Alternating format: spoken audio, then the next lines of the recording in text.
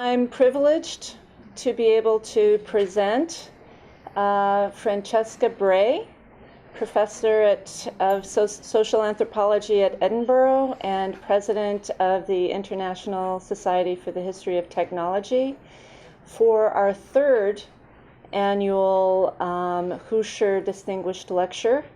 Professor Bray is, I think, for many of us, a role model, and in certain ways, in a number of ways, she models a kind of scholarship that I think of as kind of old school, and also points in the directions that a number of us think that scholarship should be going. And that is in its refusal to be limited by a particular discipline or even a particular geographic focus, which the Academy has tended to, despite all the calls for interdisciplinarity, has tended to pigeonhole people into. Her first major work, and I brought a pirated edition of it, is the magisterial volume of Science and Civilization in China, on volume 6, part 2, on agricultural technologies. In 1986, she published The Rice Technologies, Technology and Development in Asian Societies. 2014, Rice as Self, Food, History, and Nation Building in Japan and Malaysia. She did field work in Malaysia. And for many of us outside the field of the history of agriculture, she exploded on the scene in 1997 with her book, Technology and Gender, Fabrics of Power in Late Imperial China, which has been translated into Chinese.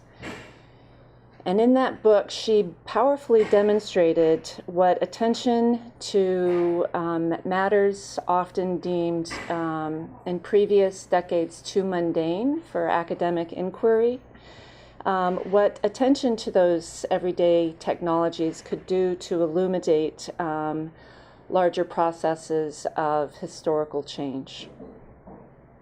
In the book, she examined the micro and macro politics of gender, technology, and daily life, the ways in which the construction of social space, in which women's work, in which reproductive technologies in medicine, in which gender and status hierarchies inflected larger processes of historical change. In 2013, her follow-up volume of essays, Technology, Gender, and History in Imperial China, Great Transformations Reconsidered, revisited some of these matters and others with a collection of stellar essays. Today, she brings us her talk, Hail the Maintainers, Rethinking Technology in Chinese History. And tomorrow, if you can make it, she will be presenting, and again, her work spans not only a geographic space, but time. Her book, Fabrics of Power, focused on the Ming period. Her volumes on agriculture have focused on near contemporary periods, but also reached back into antiquity. And tomorrow in the Chinese in the Cornell Classical Chinese Colloquium, which I always find difficult to say, she'll be looking at a Northern Way, at a 6th century text, agricultural treatise, the Qimin Yao Shu. So without further ado, I'd like to introduce Francesca Bray. Thank you so much for having me. It's really a tremendous honor to be here and I would like to thank Robin McNeil and TJ and the East Asia program for inviting me here and for allowing me to be the third Shih lecturer. I'm here on a mission to convert the sinologists in the audience. Technology. Usually references to history of technology and all that it stands for tend to make sinologists purse their lips and change the conversation. And today I want to persuade all you promising young scholars of East Asia and of history that technology is good to think with, a powerful and surprising tool for exploring the past and its links to the present, opening up insights into being human that all of you will find rewarding. So let me begin with my argument in a nutshell. As long as the arguments and frameworks of history of technology were defined by the historical experiences and values of the industrial modern West, the discipline's potential for illuminating the past of other societies was limited. Irritated by misleading and distracting comparisons between Western progress and Asian stagnation, historians of China post-Needham still hesitate to adopt technology as a useful category of analysis. Today, however, mainstream history of technology is shifting its focus from innovation and the teleologies of Western modernity to maintenance and meaning, and opening up a more anthropological analysis of the work that technologies perform in society. As Shih put it, it is tool-making that constitutes civilization. The shift to this more open social and cultural understanding of technology offers attractive opportunities for re-embedding technology into Chinese history and for re-embedding China into a history of technology. It enriches our understanding of late imperial governance, subjectivities and values, as well as material culture, and it lays the groundwork for comparative history that is not premised on teleologies of Western progress and Eastern failure.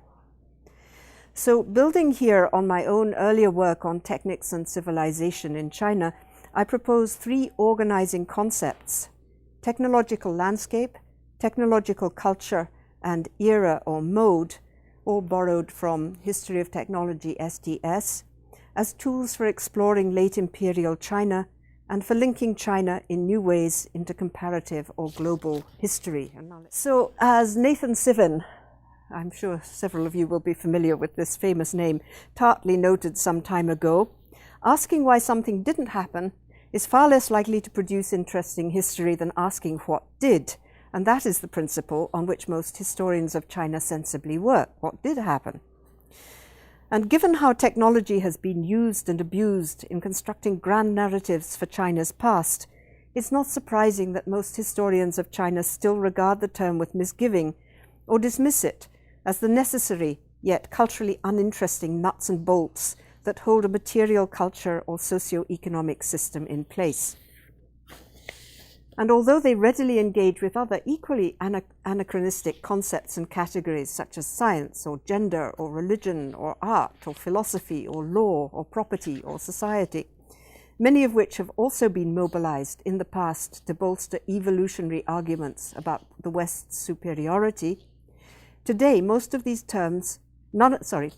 of these terms seems quite so distorting of Chinese realities, so tainted with positivist agendas, so freighted with negative baggage as technology.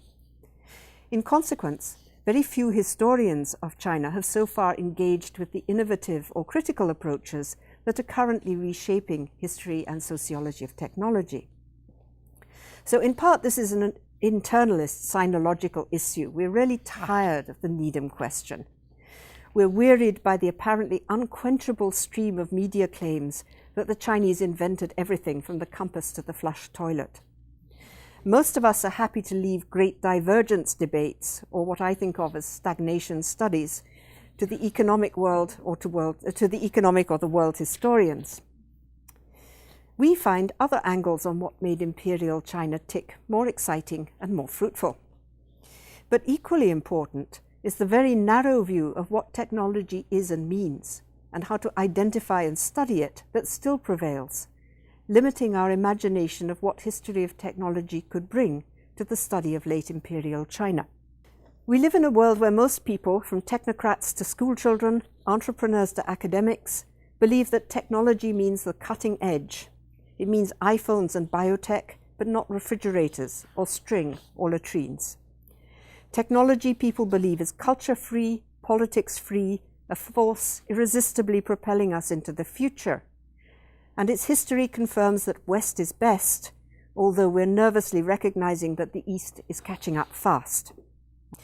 So the most popular and influential works in general history of technology offer a cornucopia of heroic stories and explanations of Western cultural exceptionalism that confirm this view and that are loved by the general public, at least in the West. The Unbound Prometheus was published in 1969, The Lever of Riches in 1990, but as Michael Adders explains in Machines as the Measure of Man, the linking of technological invention with social progress and the ranking of societies according to their degree of technological or mechanical sophistication dates back in European thought to Francis Bacon's time. And it came into full global force post-1800 as a justification for colonial conquest. This philosophy of technology took hold among Chinese elites in the wake of the Opium War, becoming a mantra for reformers and modernizers, Shih among them. Shih lived between 1891 and 1962, and he argued throughout his life that an enlightened and conscious embrace of science and technology, Western modern science and technology, a commitment to invention and innovation, was fundamental to transforming China into a modern civilization. He expressed this view as a young man in such texts as The Renaissance in China, which was published in 1926. But the quotation here, which I won't read aloud since it's on the board, the quotation here comes from one of his last English language presentations before his death, The Scientific Spirit and Method in Chinese Philosophy, a lecture delivered to the East-West Philosophers Conference in Honolulu in 1959. So, as you see, Shih argues that science and technology are what carry people forward, and their adoption is what will make the East modern and able to rival the West. And until very recently, historians of technology would have seen little to argue with here. As a discipline, the history of technology emerged as an enterprise charting the roots and rise of the modern West. In fact, it's often caricatured as being the history of white engineers by white engineers for white engineers, though we've moved on quite a lot since then. So this was basically the mission of history of technology for a long time, to explain why the West had risen and its path to world supremacy. And even today, if you look at what people study in the discipline, the bulk of its scholarship still focuses on modern industrial societies, on trains, planes, and automobiles, electrification and nuclear plants, asbestos and rare earths, the training of engineers and the advances of robotics. In other words, on activities and artifacts that are recognized as being key to the shaping of industrial and post-industrial modernity. And the field is still marked, furthermore, by an overwhelming attention to innovation and to invention, thus apparently endorsing the popular view that history is structured by a succession of predominantly Western inventions that catalyze economic growth, social transformation, and societal progress. So we can understand why historians of imperial China are seldom tempted to dabble in these waters.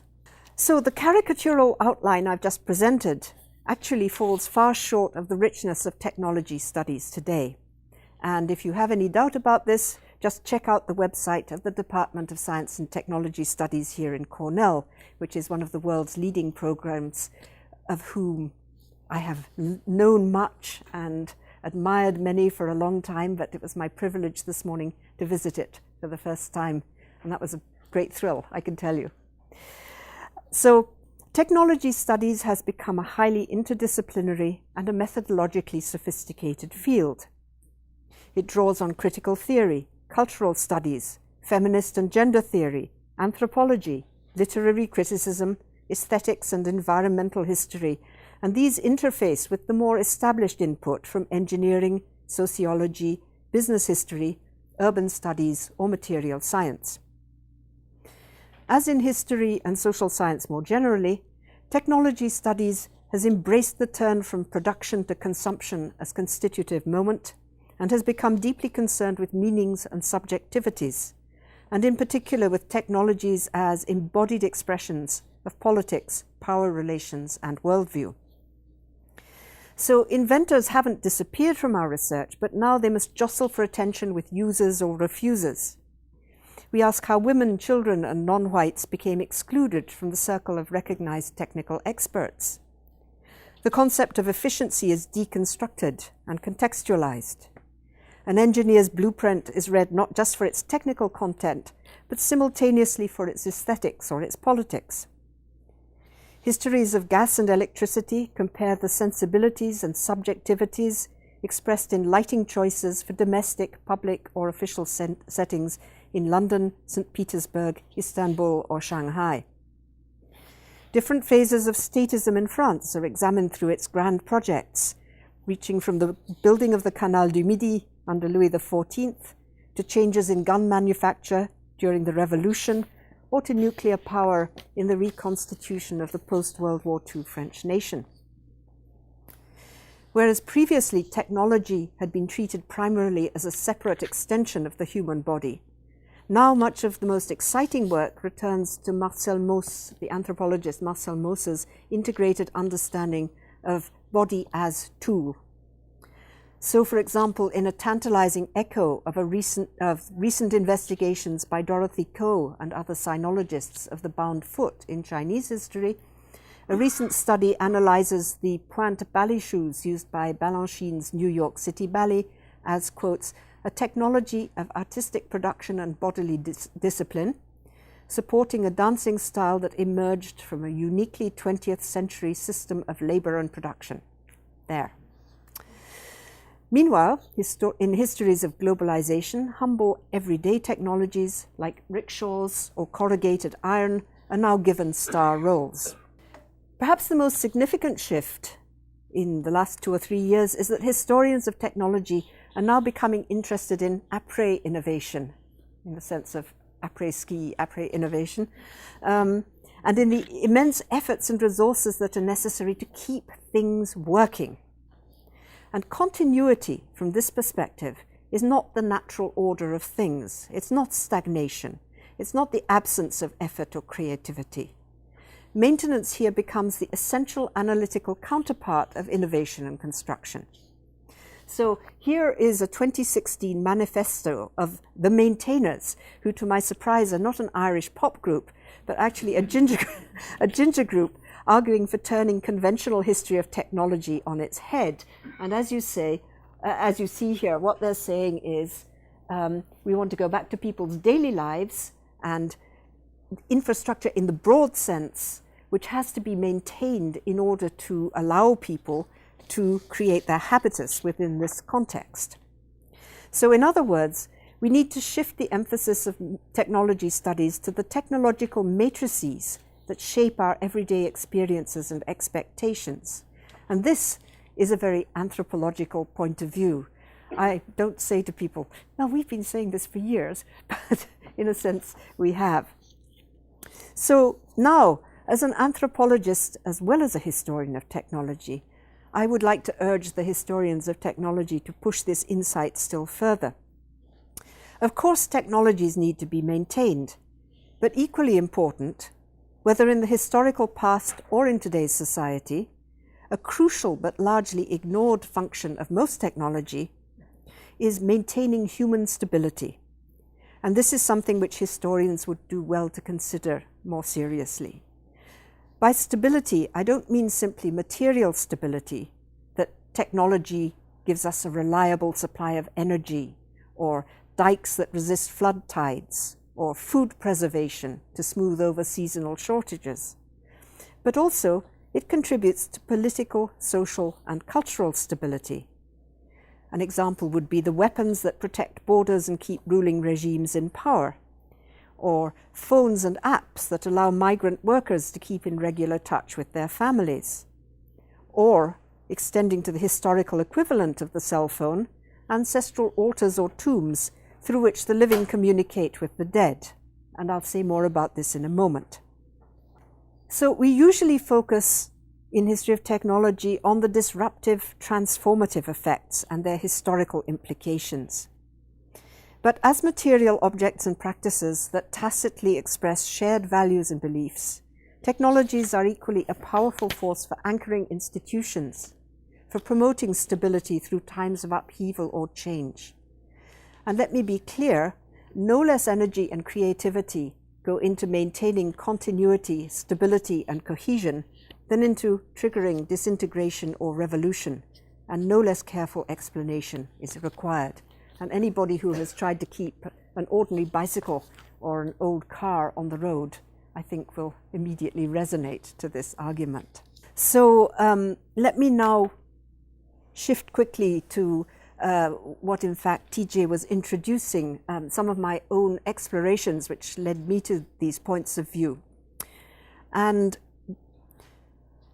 it was the adaptive, integrative and conservational potential of technology that was, to my mind, one of its most interesting and powerful features from the very start. Maybe because I started off working in agriculture, which is all about maintaining a stable food supply if you possibly can. And here, let me just go off script for a moment to say, and it was when I came to California in the late 1980s, and I wanted to write a cultural history of technology in China. And at the University of California, the Women's Studies Center and gender theory were bubbling over. They hadn't yet hit Paris, where I'd been working before, because we were feminists in our private lives, but not feminists so much in our scholarship. And so all my feminist colleagues said to me, "So, gender and technology?" And I said, "Yes, gender and technology." And they all said, "Well, you have to read this paper, Gender as a Useful Category of Analysis." And in fact, it was Ben Ullman who put me onto it, believe it or not. And Road to Damascus moment. Yes, we can do this. We can write a history of technology in China from the point of view of women, talking about gender, which is not just women, but the difference between men and women. So this was absolutely a revelation, and I have to thank California for that. Anyway, so then I sat down to looking at everyday technologies and infrastructures that played a role in shaping individual identities, subjectivities, and the social relationships that extended from the family right up to the state in China, and that persisted over centuries in the face of extraordinary pressures for change. And one of my basic arguments was that gendered technologies and the ideals and norms that they embody played a key role in integrating the microcosm of family and lineage with the macrocosm of state, government, and cosmic order. I argued that humble everyday tools and skills played a key role in assuring the astonishing longevity and flexibility of China's imperial order, its core social values and cosmological beliefs.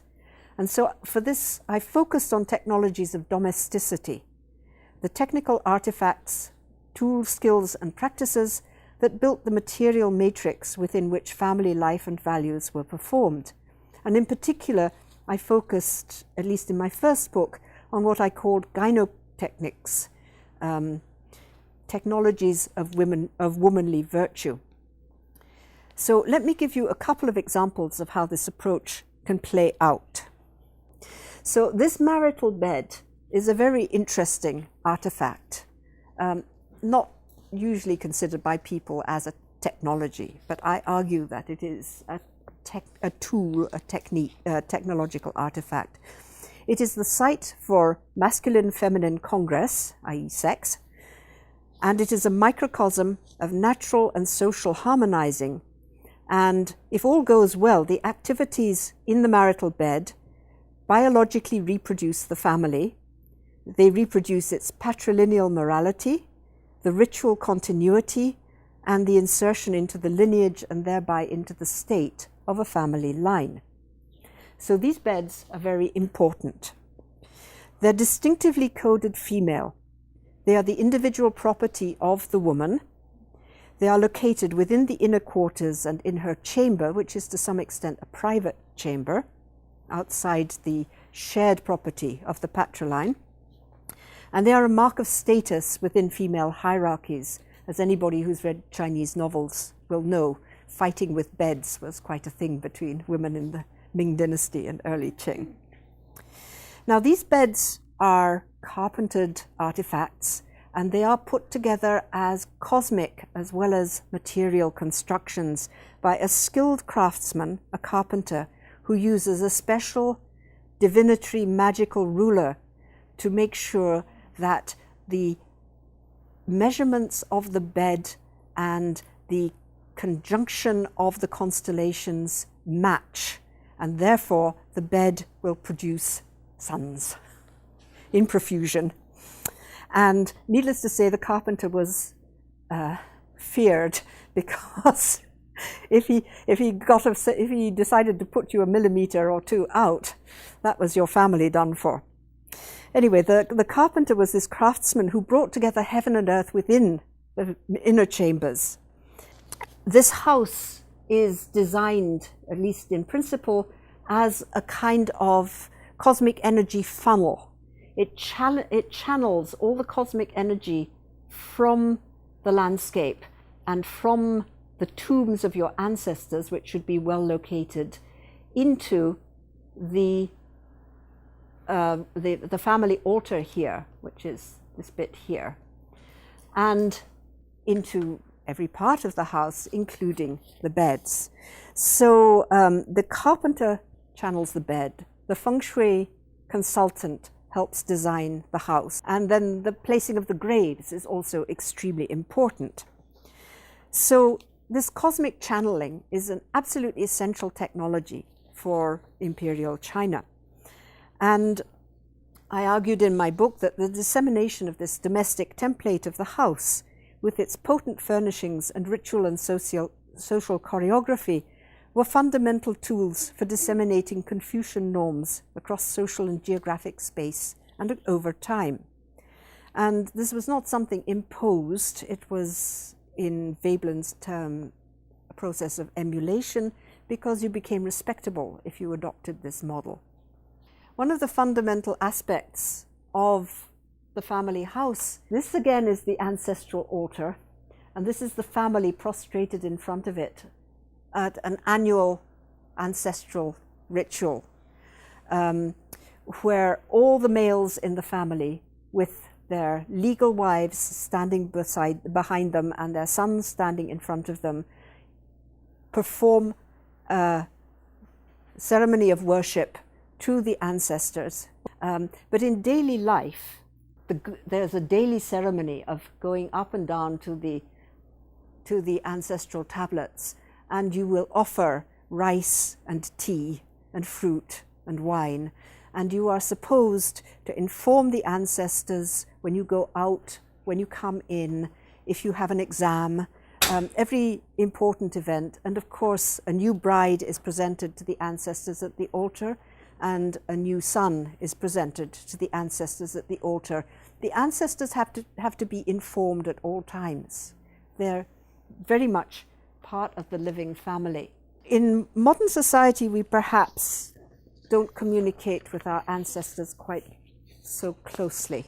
But many grandparents these days are actually of the age of dead ancestors in earlier generations. I was astonished living in California when I saw the emergence of these new technologies, which initially were called information technologies and were designed to improve the efficacy of business. And it was quickly realized that they had this huge potential as technologies of intimacy. And I started to think about technologies of intimacy, past and present, and the way in which what were information technologies in contemporary California society became rebranded as communication technologies, something that women were going to take charge of. very interesting that in the early days there were all these advertisements for women's programs for arranging family photographs, for example. And then grandparents. You have to get the grandparents an automatic printer so that they can print out the photos that you take on your digital camera and send them. They don't have to be computer literate. All they have to do is just put in the stick and the photo will come out. So we apparently have an insatiable demand as human beings for technologies of intimacy.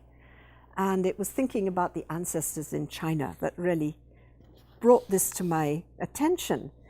And I started thinking, you know, what happens if you compare late imperial China through technology to contemporary California? What do you learn about contemporary society, and what critical thoughts do you then bring to the assumptions of technology studies of the modern world?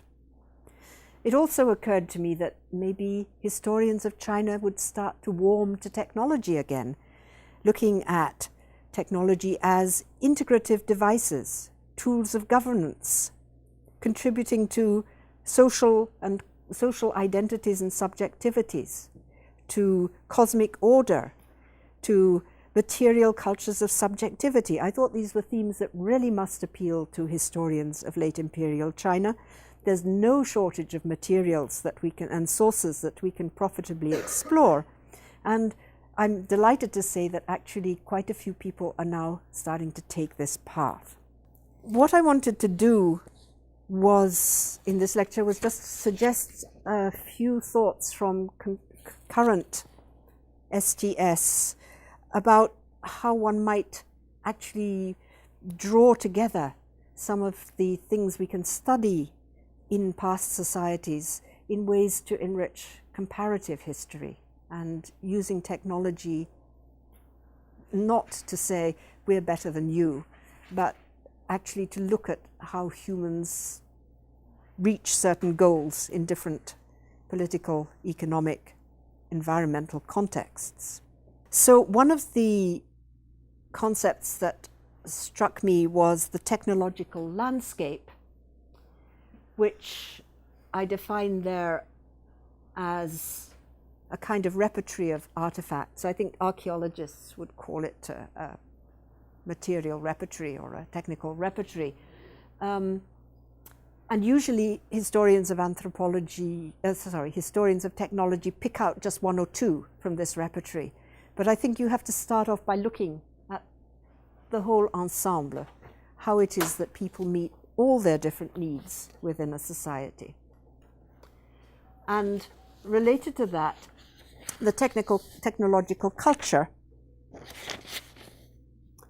What people think technology and technical action does and what it should do. What uses should we put things to? What is the nature of their effects? Do they have metaphysical significance or moral meaning? And again, these are ideas we can translate into almost any social setting, almost any society. The concept of technological landscape was initially proposed by the Swedish historian Svante Lindqvist as a corrective to the presentism of innovation-based history of technology. And Lindqvist argued that even in the contemporary industrial world, technological landscapes are much more diverse and change much more slowly than we might conclude from a narrow focus on innovations. So it matches with the kind of maintenance turn. Meanwhile, Wiebe Buyker, a Dutch historian of technology, proposed technological culture as a comparative tool for showing how an ostensibly identical technology can be deployed in different social contexts to promote quite distinct goals or values. And his key case contrasted the value systems, risk perception, and power relations embedded in such seemingly similar and neutral products of modern engineering as the dikes of the Netherlands and the levees of New Orleans. It was, of course, the New Orleans disaster that prompted him to think in these terms. So both these concepts, technological landscape and technological culture, were initially developed as ripostes to the universalizing, depoliticizing, innovation-obsessed claims of modern technocracy, but I think their potential for illuminating earlier histories is immediately apparent. While the two concepts have usually been deployed independently, I think we could consider them co-constitutive.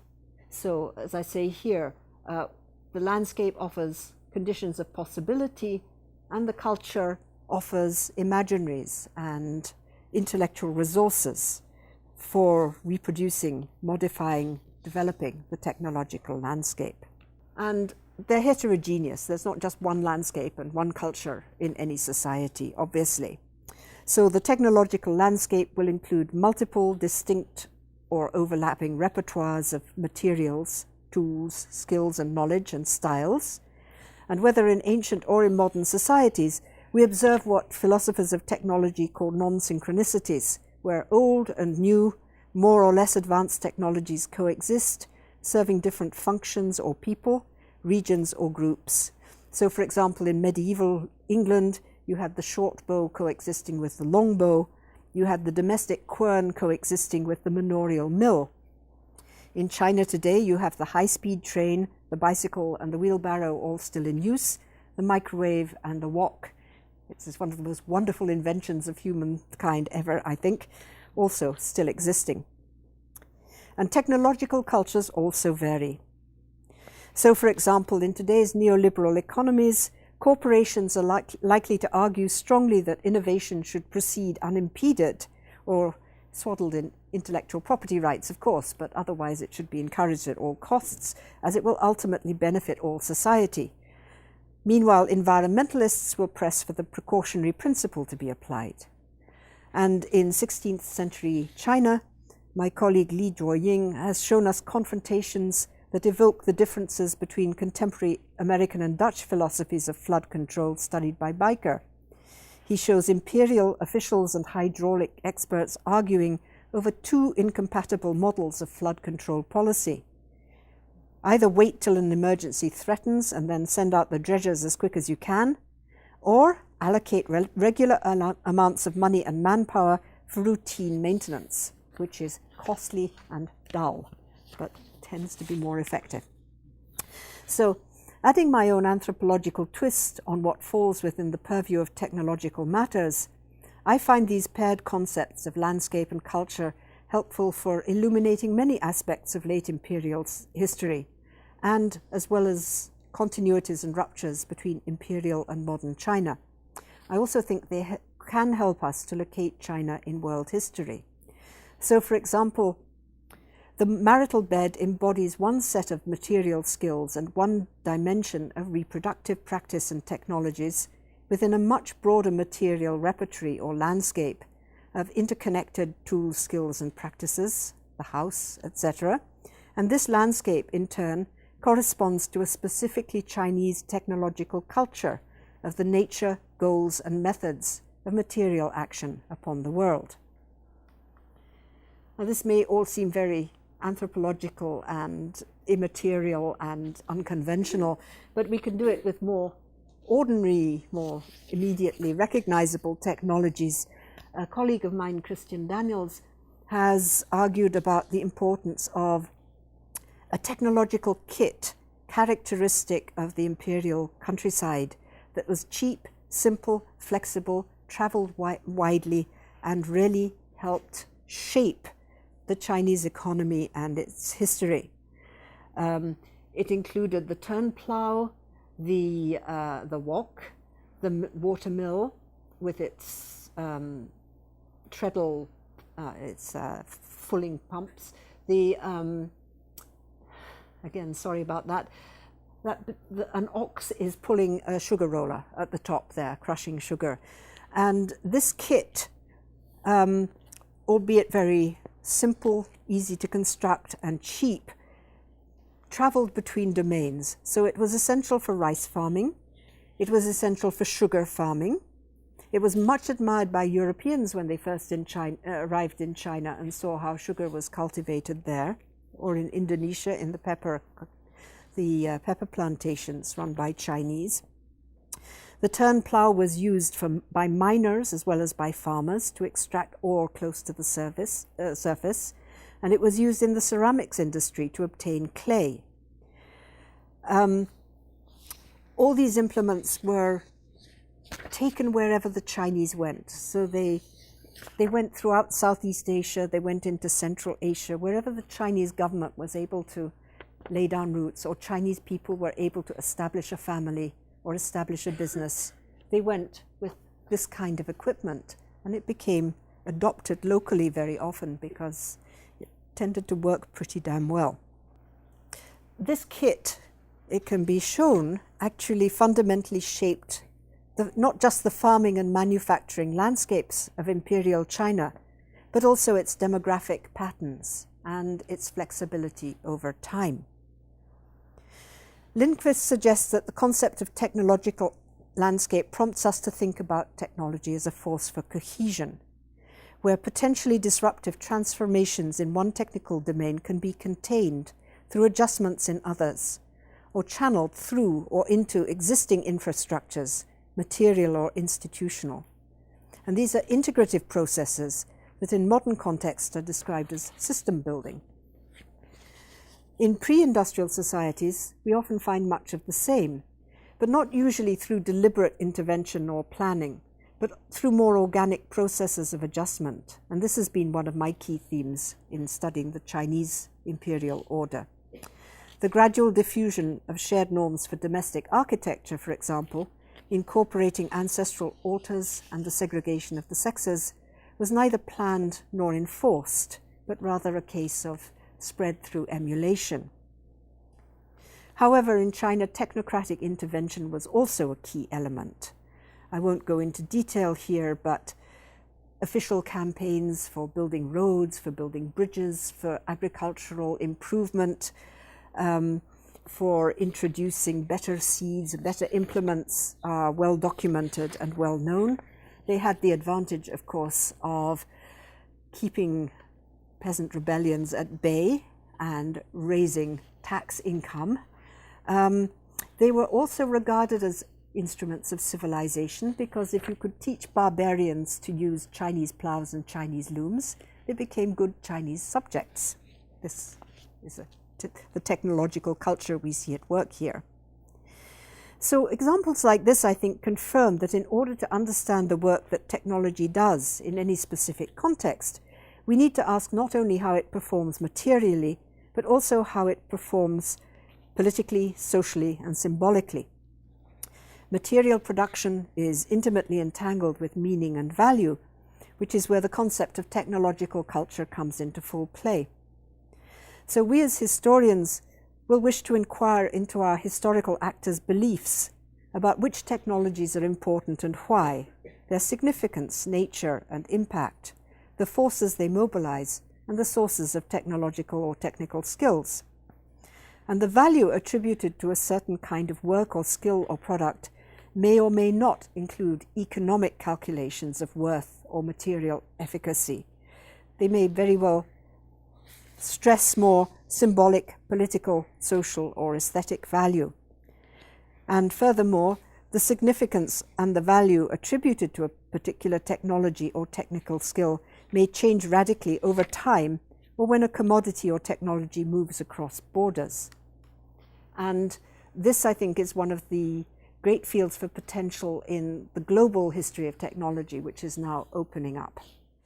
So let me give a couple of quick examples.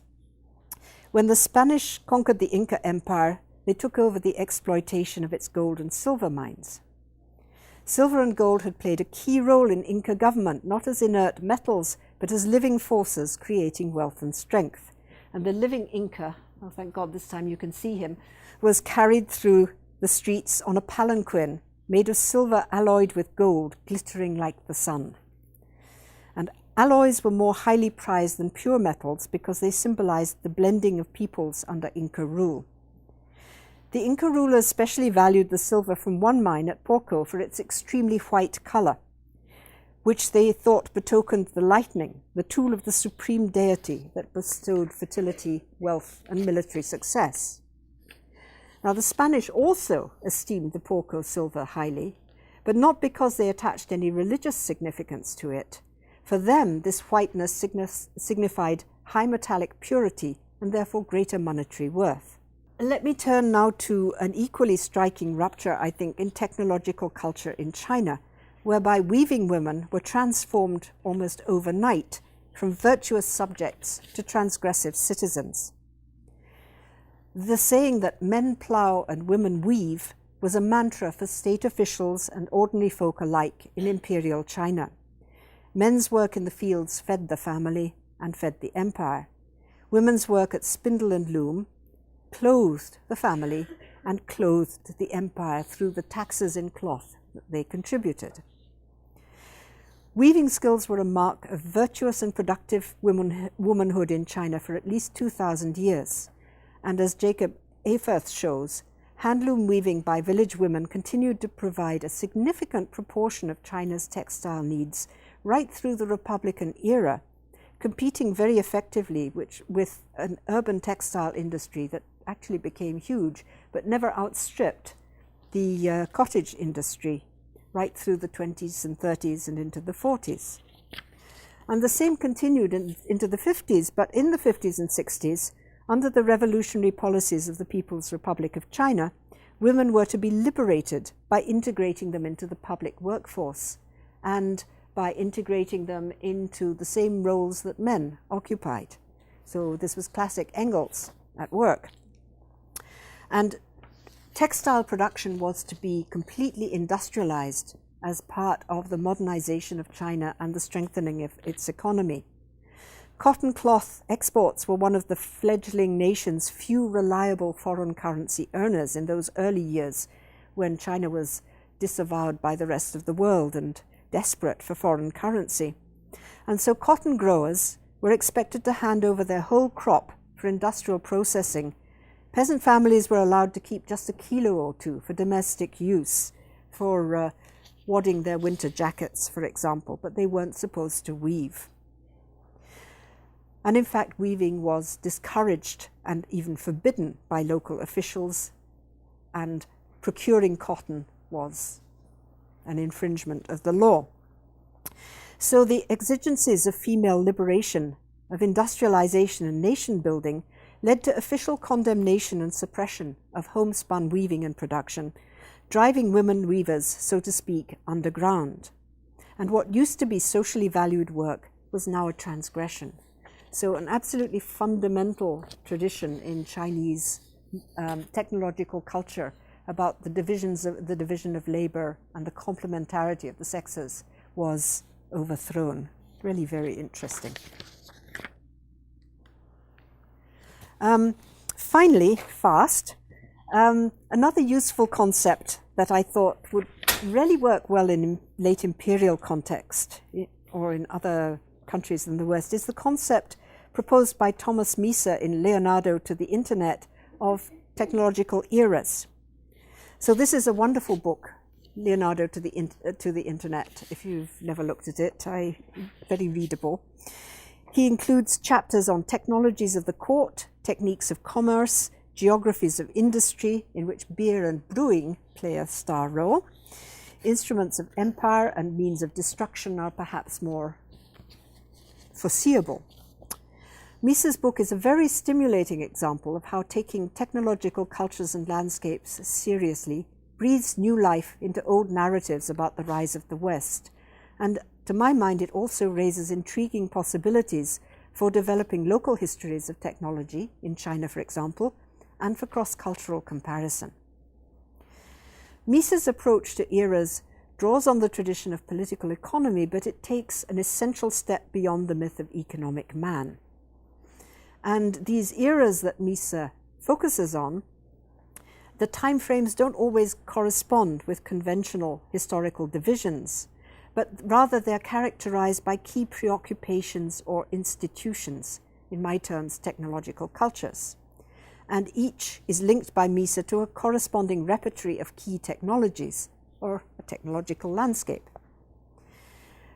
So, for example, his essay on techniques of commerce in Holland in the Golden Age portrays it as a thoroughly capitalist but not industrial society, and its technical developments are better understood not as steps along a unilinear pan-European progress towards industrial mechanization, but rather as a spectrum of efforts to develop technologies of commerce in a network that links shipbuilding and financial tools with new processes for the refinement of sugar or the weaving of cashmere. And these technologies not only set the stage for a Dutch commercial hegemony that lasted roughly a century, they also shaped the character of Dutch society and culture at all levels and across the entire country. So when I was reading this chapter, I was thinking, I'd really be interested in comparing this systematically to the impact of the technological kit for China that I showed you earlier on regimes of production and consumption in late imperial China. It would be really interesting to see a chapter on techniques of commerce or eras of commerce in the Ming and Qing in China. Now, Mises' eras are presented unsurprisingly as a chronological sequence, and indeed they demonstrate a logic of chronological and technical development from commercial to industrial capitalism and through to imperialism. And I think one could do similar things, though perhaps not with the same categories, for imperial China, but we needn't be slaves to chronology. And also, Mises' eras are modes and styles that often overlap in a single society. So in most countries in Europe in the 16th century, technologies of the court overlapped with or competed or drove techniques of commerce. The same is true in China, and we could easily investigate the shifting interplay through the early modern period between technologies of the state and government, technologies of the court, technologies of domesticity, technologies of commerce, for example. I think that would be really exciting. I think that would be a very interesting thing to do for China, and I think it would also allow for some very interesting comparisons. So, in conclusion, my predecessor as Hochschule lecturer was Ben Ellman, and Ben Ellman has been one of the key figures in a radical reframing of how we study late imperial China that brings in science. Rather than treating science as a specialized epistemological domain set apart from ordinary lives and logics, Ellman and his school propose science as integral to society. They probe the nature of knowledge clusters. They explore how such technical fields of expertise as philology and mathematics, medicine and cosmology interwove, and they demonstrate how they suffused statecraft, politics, and culture. The demystification of science has opened new vistas in the history of late imperial China, illuminating the workings of society at all levels. I argue that the similarly demystified concept of technology offers equally exciting new opportunities. And these include an enrichment of our understanding of late imperial governance, subjectivities, material culture, new possibilities for organizing, relating, and comparing within the history of China, and for cross-cultural comparison. So the concepts I've proposed today, landscape, culture, and era, don't rule out an interest in innovation, but they're equally attentive to the energy, ingenuity, and skills that go into maintaining stability, and to the role of technologies, present as well as past, in social and in cultural reproduction. Furthermore, they challenge the idea of a great divide between modern and pre-modern knowledge systems, or of historically significant versus outside of modern technologies. Even as applied to modern industrial societies, these perspectives call upon us to look differently at what technology is, its significance, its efficacy, and its meaning. If we take this approach seriously, whether we're looking at the late Chinese imperial printing industry, at contemporary nuclear engineering, at the lifestyle of Paleolithic hunter-gatherers, we're prompted to question each from the perspective of the other, a great anthropological commonplace. But something that's really coming to the fore, I think, in world history and in global history. How do we actually explain what happens when one society enters into contact with influences or is influenced by another. And so symmetrical historical comparisons of this kind are valuable because they challenge our assumptions both about the past that we study and about the present in which we live. And I will leave the last word to Shih, that it is tool-making that constitutes civilization. Thank you.